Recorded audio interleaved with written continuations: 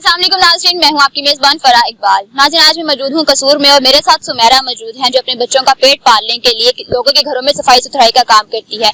मुलजिम अकबर के घर उसके घर का काम करने के लिए गई है, लेकिन अकबर ने इसको घर में अकेला पाकर गन पॉइंट पे इसके साथ ज्यादती की है, बहुत ही तशद्दुद किया है। ये सारा वाक़या किस तरह से हुआ है जानते हैं सुमेरा से। अस्सलाम वालेकुम। वालेकुम सलाम। सुमेरा कैसी हैं आप? हम ठीक है। तो सुमेरा मुझे ये बताओ कि मुलजिम ने आपके साथ ज्यादती कब और किस तरह से की है? मैं रास्ते में जा रही थी किसी के घर काम करने के लिए। उसने बोला, मैं फोन आया कहना आप ही भी जल्दी आ जाओ। मैं फोन बोला अकबर रास्ते रक्शे बैठा है कहना जी मैं फोन ते गल पूरी मुलजिम का नाम अकबर है? हाँ अकबर है। कहना जी बेटा सानू भी काम वाल चाहिए ते मैं चुप कर गई। पूरी गल सुन कहना बेटा चुप कर गया, मैं दसिया नहीं है। मैं चाचू जी मैनू तारफ नहीं तो पता नहीं है, मैं किसी का आगे नहीं काम कर सकनी है। अच्छा, आप रिक्शे में जा रही थी, ठीक है, और आप किसी से बात कर रही थी कि मैंने काम के लिए मुझे तलाश है, मैंने काम करना है। उसी रिक्शे में ये मुलजिम बैठा हुआ था, अकबर था? अकबर महले का ही ना। उस रिक्शे में बैठा कहना बेटा मेरा 5 नंबर गली च घर है ते मैंने ना रायशी तो लियानी है, साडी कोठी ली हुई है ते सफाई नहीं की असि मेरे पिछला ने बस दरिया पार ने और इधर आना है सन 2-3 दिन वास्ते भी सफाई कर रायशी तो लेके आनी मेरे सारे आने बीवी बच्चे। तो मैं चाचू कोई गल नहीं मैं आ जाए कर देंगे 2 मिनट बने मिल जाएगी ते 2-3 घंटे का काम मैं करके चले जाना। मैं ठीक है। मैं एक दिन गई है कहना बेटा अभी आज ना सुबह आ जाना। सुबह गई है कहना बेटा मेरा पानी खराब है ते झाड़ू एक नहीं लेंदा तू सुबह। पहले दिन आपको काम करने नहीं दिया, वैसे ही वापस आ गई? वैसे वापस आ गई। दूसरे दिन ही उन्हें ऐसे बोला बेटा मैं बाजार में ठीक तबीयत ठीक है, मैं झाड़ू नहीं ला सका, पानी वाला पंप खराब है। सुबह आना, सुबह क्लियर काम करके 2-3 घंटे चले जाना। मैं ठीक है। मैं अगले दिन 2 बजे गई है। 2 बजे गई है मैं तीसरे दिन 2 बजे, क्योंकि 2 दिन आप गई, उसने काम नहीं करवाया, वैसे ही वापस भेज दिया आपको? हाँ जी। कहना बेटा हासुर आ जाना सुबह। बेटा हासुर मैनू ना मैं नहीं यकीन। बेटा क्या बुला रहा था? बेटा सुबह हासुर ते आ जाना। बेटा सुबह कितने बजे आवा राइस ले आनी है तो बड़े इंतजार च ना रहिए। मैं चाचू कोई गल नहीं, मेरे प्योवा मगर तुम कहे तो कोई गल नहीं मैं आ जानी। ते मैं तीसरे दिन गई है, दरवाजा खोला, मैंने कहा बेटा इधर मंजी से बैठ जा। कितने बजे का टाइम था जब आप गई हैं काम पे? 2 बजे। है ना बेटा मंजी तो बैठ जाएगा। बाहर गया मैं अगर बाहर कल है 5 मिनट बाद आ गए वापस आया तो कहता ये मैं अंदर मैं चाचू मैं अंदर वाड़ो सफाई जाला कपड़ा पैदा बारियां साफ कर मैं झाड़ू लेके आना वा। इन्नी गल की बाहर घर में और कोई नहीं था? इकला ही। तो मैनू एतमाद नहीं सी नहीं मेरा जाती होनी है भी बडेरी उम्र 70 साल की उम्र है। ते कहना मैं बाबा जी तुम कौन होंगे? कहना अस राई हाँ। बाद रौला पे कहना पता लगा डोगर होंगे ने। मैं गई है मैं कमरे च झाड़ू सफाई कर लगी हाँ। उन्हें कमरा बाद कुंडी लोग की है। बाद कुंडी लोग आके नाद कमरे च गया ने ते नाद कमरे च उन्हें पिस्टल निकालिया मैनू इस कमरे च आ गया। मैं ना डर गई कि यकदम पिस्टल कहना ही नहीं मैनू वैसे मैं फड़े मैनू ना इहदी सफाई करनी है, मैं धुप्पे बह सफाई करना।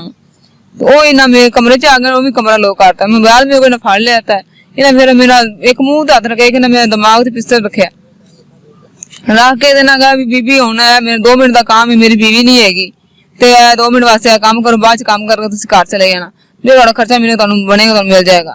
मैं बाबा जी असं यह काम करना हो तो असं भी लोगों का काम नहीं करते, असं यही काम करके तो असं अभी ना रिजक रोटी बना कमाईए। सानू ऐसे पैसे लोग सानू नहीं मनना है, असं अपना हक लाल की करनी तो असं अद्धी खा लांगे। इन्हें जोरों जरबी मेरे कपड़े पार दिए ने, कपड़े पा के जोरों गोली खाई मेडिसिन खा के 15 तो 20 मिनट लाए ला के बड़ी जबरदस्ती की थी। 3-4 दिन मैं उठिया नहीं गया मेरे को, मैं मंजी तो पई रही। फिर मेरा साडा मसाया से वकील पिंड च रह के आए। वहां से आप फिर निकली किस तरह से जब उसने आपके साथ ज्यादती की? आपने शोर नहीं मचाया? घर में कोई भी नहीं आया? नहीं, मैं शोर नहीं मचाया, मैं डरदी मैनू पिस्टल मार आंदे कहंदा शोर मार। मैं साडा दुश्मनी वाले बंदे आ, साडा 302 केस चलदे पैने ते अगे साडा एक भाई मरिया ते 2 ना मारे ते कसी मारिया ते तू जे शोर शराबा करेंगी ते तेनू मैं मार दांगा। मैं डरदी ना, मैं एक तो बदनाम हो जाऊंगी ते एक मैनू मार देगा, मेरे बच्चे रोल जाए। मैं शर्म नहीं चुप कर घर आके रोंदी रही है ते मैं ना वकील फोन किया, मैं बाजी वाड़े ना शर्म शारो गल की, मैं भाई आ गल ते बाद मेरे ना जाती होगी किसी का काम करने वास्ते। उन्हें बीबी तू ना आया सी जब जाए वाड़ा दरखास्त दे देने, अरे दरखास्त दे के डीपीओ को पेश होया। दूसरे दिन लगा ना हस्पताल चले जाना मेडिकल करवाने वास्ते। मेडिकल करवाने वास्ते उन्होंने मैंने बुलाया नहीं है। असी मैं थाना बीर भी 2 चक्कर लाए, तीसरी दफा मैं थोड़ी गर्म हुई है तो उन्होंने मैनू ना बुलाया। उन्हें बीबी तुम सानू की चाहिए? मेरे भाई नूं इंसाफ चाहिए। कहना इंसाफ है मेरा मेडिकल कराओ दिंदा बंदे ना सजा दो। मेडिकल करा के रिपोर्ट ले आए ने ਤੇ ਸਾਨੂੰ ਇਹਨਾਂ ਤਫਸੀਰ ਨਾਲ ਇਹਨਾਂ ਕੋ ਮੇਲ ਮਿਲਾਪ ਹੋ ਗਿਆ ਤੇ ਮੈਨੂੰ ਗੱਲ ਨਹੀਂ ਸਮਝ ਬੀਬੀ ਘਰ ਮਾਣਾ बैठ जा ਜਦੋਂ ਤੈਨੂੰ ਕੁਝ ਤੇ ਜ਼ਰੂਰਤ ਪਵੇਗੀ ਤੈਨੂੰ बुला लांगे। क्या मतलब पुलिस जो है वो मुलजिम के साथ मिल गई है? हाँ मेरे उनके साथ मिल गई, मेरा कोई हेल्प नहीं करी। कल दी मैंने फोन मेडिकल हुआ आप? मेडिकल हो गया, मेरी रिपोर्ट मेरे पास, पार्ट है मेडिकल रिपोर्ट मेरे पास है और FIR काफी मेरे पास है। लेकिन मेरे सबूत होने के बावजूद भी मुलजिम को जो है अरेस्ट नहीं कर रही है। हाँ मुझे राशन का लेकर उनका साथ दे रही है मुजरम का। कहना बीबी तो उना है जासवी तो केस करदा नहीं तो सुलह। ये बात कौन कह रहे हैं? तशवीशी कह रहे थे और रजाकार कह रहे हैं। रजाकार कौन है? रजाकार जो मेरे साथ मेडिकल कराने गया सी, वो नहीं बोला है मैंने। तो पुलिस अफसरान पुलिस की तरफ से ये कहा जा रहा है कि आप सुलह कर लो पैसे लेके, वरना आप पे 420 का केस डाल दिया जाएगा। 420 का केस डाला जाएगा और तू जो तो लेने दो तू खुद ज्यादा उत्ते ला लेंगे तो फिर ते खलासी नहीं होनी कि तेनू एंड ते तो सजा मिल जाएगी। मुजरिम के साथ तेनू सजा मिलेगी, तू 420 का केस पाया जाएगा। तो मैं डरदी कि राती घर आ जाती, मैं सुबह 3-4 दिन धमकी ला के फोन किया बीबी ठाणे आज मैंने नहीं ठाणे गई। मैं मैं किसी का काम करने वास्ते गई। सुबह आने किस तरह से बुला रहे हैं कि सुलह कर लो आप?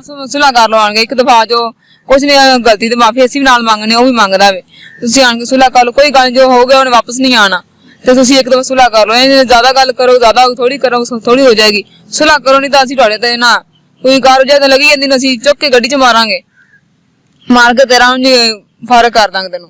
असी कहां सानू पता है ना साडा तुहानू पता ना तुहाडा सानू पता है। बड़े अफसोस वाली बात है आपकी साइड से वकील जा रहा है आपकी बात कर रहा है। वकील भी जरा नाल मेरा मुलम्मस हो गया 5000 वकील भी मुलजिम के साथ मिल गया, पुलिस भी उसके साथ मिल गई है। वो सब आपस में ये कह रहे हैं कि या तो सुलह कर लो नहीं तो 420 का केस डाल के आपको अंदर कर दिया जाएगा। अंदर कर दिया जाए। उन्होंने कल मैंने यह वकील किया है उसके वकालतनामा दवाया तो 8 तारीख पाई हुई है।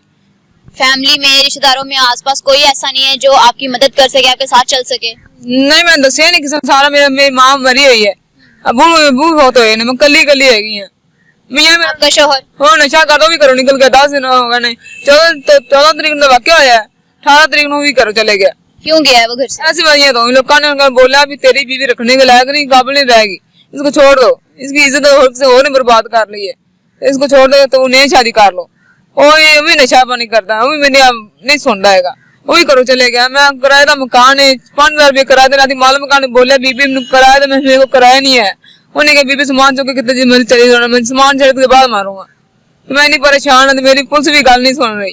मुझे बताएंगे जब आपका शोहर आपको छोड़ के गया, उसको ये बात पता चली है तो क्या उसने आपको मारा पीटा है या कुछ? काफी उन्हें मारा पीटा, मैं तेन मना करता किसी का काम ना करया करो। मैं कोई काम मेरा घर का किराया बन जाएगा, बच्चे मेरे अच्छी भुखे नहीं मरेंगे, रात में क्या अपना गुजारा करते हैं।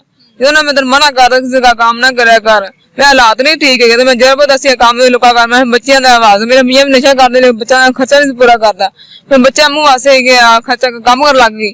लेकिन उस दिन उन्होंने मेरे खूब मारा, मार के चले गए, नंबर भी बंद किए हुए, पता नहीं किधर रहेगा, कसूर च है क्योंकि कहता मैं तेरे नाल नहीं रहना हूं। इस बात क्या चाहती है, किस तरह से अपने इंसाफ की अपील करो? चाहिए बस मुजरम फड़ के अंदर किया जाए, मैं बेल तो खर्च हो जाए, बेल खर्च हो गया मेडिकल हो गया अंदर लगा जाए, उन्हें जो सजा मिलनी चाहिए होर टी पहले इज्जत ना बर्बाद करे। जी नाज़रीन, सुमेरा का जो है आप बयान सुना, बहुत ही अफसोस के साथ कहना पड़ रहा है कि हम लोग जितने भी रेप के केस करते हैं, जितनी भी स्टोरियां जो है वो मंजरे आम पे लेके आते हैं, उनके एंड पे हमें यही कहना पड़ता है या तो पुलिस जो है मुलजिमान के साथ मिल जाती है, यहाँ जो जिसके साथ ही सारा वाकया हुआ होता है उसी मुद्दई को कहा जाता है कि तुम्हारे पे 420 का केस डाल के या कोई भी तुम्हारे ऊपर केस डाल के तुम्हें जेल में भिजवा दिया जाएगा या कोई और जो है तुम्हारे साथ जबरदस्ती की जाएगी।